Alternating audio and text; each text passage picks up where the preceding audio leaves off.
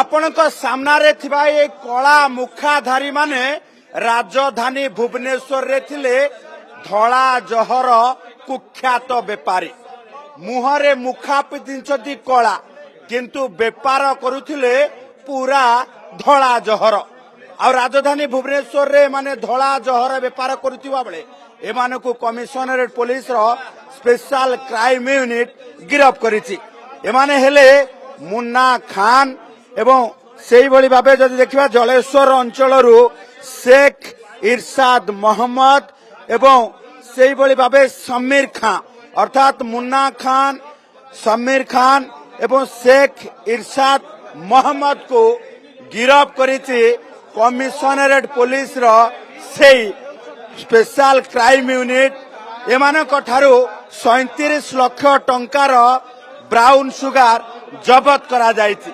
ତେବେ ଏମାନଙ୍କୁ ଯେତେବେଳେ ପଚରାଉଚରା କରାଯାଇଛି ଜଣା ପଡିଛି ଯେ ପୂର୍ବରୁ କମିଶନରେଟ ପୋଲିସ ଇଏ ମାଷ୍ଟର ମାଇଣ୍ଡ କୁ ଯେତେବେଳେ ଗିରଫ କରିଥିଲା ଏମାନେ ପରବର୍ତ୍ତୀ ସମୟରେ ରାଜଧାନୀ ଭୁବନେଶ୍ୱରରେ କାୟା ବିସ୍ତାର ମେଲେଇବା ସହିତ କାୟା ମେଲେଇ ପୁରା ଯୁବକଙ୍କୁ ବାୟା କରୁଥିଲେ। ଅର୍ଥାତ ରାଜଧାନୀରେ ମାନେ ଧଳା ଜହର ବେପାରର पूरा मार्केट तैयारी करने सहित से कॉलेज पढ़ुआ छात्र छात्री को टार्गेट करुथिले। आउ एमाने बालेश्वर जलेश्वर अंचल राजधानी भुवनेश्वर रे आनी पूरा बेपार को जोरदार करुथिले। 370 ग्राम रो ब्राउन सुगार जबत होइतबा बेले 2टी टू व्हीलर एवं मोबाइल सहित टंका मध्य जबत करा जायछि।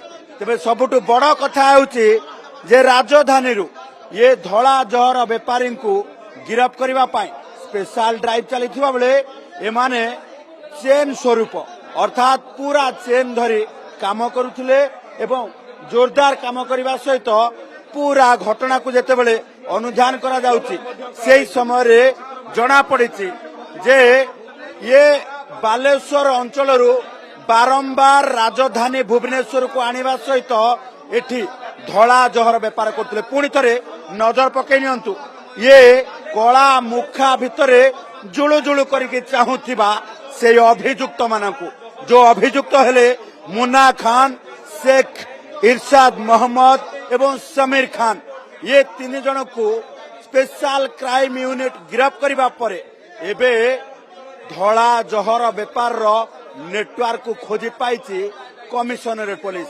खूब शीघ्र एमानक चेन में थिबा अन्य सहयोगी मानकु गिरफ करा जिवो बोली पुलिस कमिशनर कहचंती। भुवनेश्वर कैमरा पर्सन प्रभात सिन्हा को सह Exchange your old AC and take home a new power saving AC. Save up to ₹10,000. Patro Electronics, Odisha's largest AC seller.